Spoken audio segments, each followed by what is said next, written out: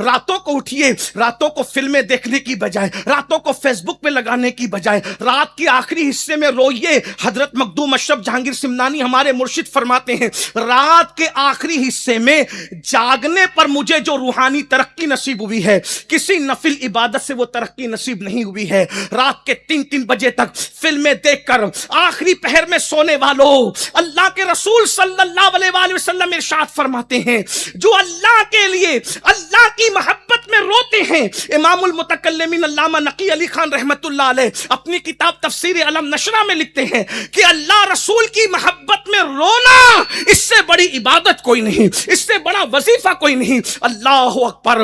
Hero heroine की जुदाई के मनाजिर में रोने वालों, दौलत लूट जाने पे रोने वालों, बच्चों की मौत पे रोने वालों, दोस्तों के बिछड़ने पे रोने वालों, कभी रातों को मुसल्ला बिछाकर एहतिमाम के साथ यार के लिए भी तो रोना सीखिए, कभी उनके लिए भी तो आंसू बहाइए, कभी उनके लिए भी तो गिड़गिड़ाइए, कभी उनके लिए भी। मेरे आका अलैहिस्सलाम फरमाते हैं, हदीस पाक का मफहूम है, जब कोई रोता है अल्लाह रसूल की मोहब्बत और खशियत में, तो उसके आंसुओं को कुदरत अपनी हथेली पर उठाती है, जैसा कि उसकी शान है। हथेली, और फिर फरिश्तों से कहा जाता है, बताओ ये रोने वालों को क्या सिला दें। इरशाद अर्ज करते हैं, मौला पूरा पूरा सिला दे। अल्लाह फरमाता है, नहीं, ये उनका सिला नहीं।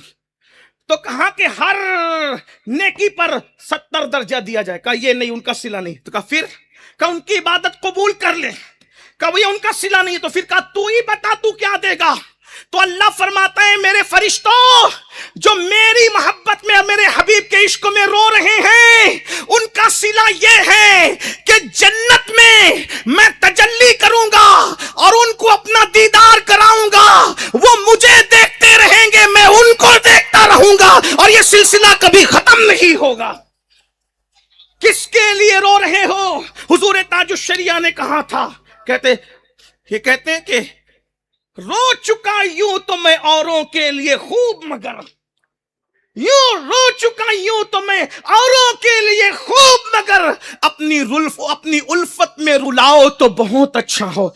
अरे ये बेवफा मक्कार दुनिया के पीछे क्या रो रहे हो? शहद दिखाए, ज़हर पिलाए, कातिल डाइन शौहर कुश, इस मुर्दार पे क्या ललचाया। दुनिया देखी भाली है, अगर रोना है तो हुजूर के लिए रो, नींद कुर्बान करना है तो हुजूर के लिए करो। उनके सिवा रजा कोई हामी नहीं जहां, गुजरा करे पिसर पे पितर को खबर न हो। जिक्र उनका करो, डंके उनके बजाओ, तस्करे उनके करो। बस 2 बातें इन पर अर्ज करूं, जब रूहानियत नसीब होती है तो जो काम अहले जिस्म नहीं करते वो रूहानियत वाले करते हैं। आपने सुना होगा, तफसील नहीं सिर्फ इशारा दे के इख्तिताम की तरफ बढ़ रहा हूं ताकि वक्त पे मसर की अजान कर सकें। अल्लाह अकबर। आप जानते हैं खैबर के दरवाजे के मुतालिक आया है कि 70 लोग मिलकर उसको खसका न सके, जिसको 70 लोग मिलकर उठा न सके, खसका न सके, उसको एक हैदरे कर्रार ने उल्टे हाथ से, जिसको उल्टा हाथ कहा जाता है, उस हाथ से कैसे उखाड़ करके फेंका।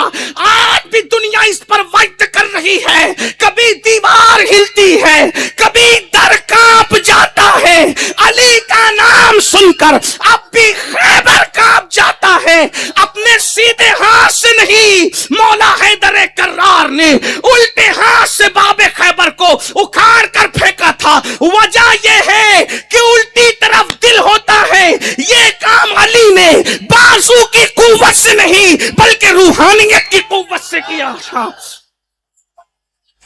आज रूहानियत कहां चली गई है? इसीलिए इकबाल रोना रो रहे हैं। मताए दीनो दानिश लुट गई अल्लाह वालों की, ये किस काफिर अदा का गमज़े खुरेज़ है साकी। वयुज़क्कीहिम की तफसीर में आता है, रसूलुल्लाह ने सहाबा के दिलों का तस्किया किया, उनकी रूह को पाकीज़ा किया, पवित्र किया, और उनको वनफ़ख़्तु फ़ी मिन रूही का अमली नमूना बना दिया।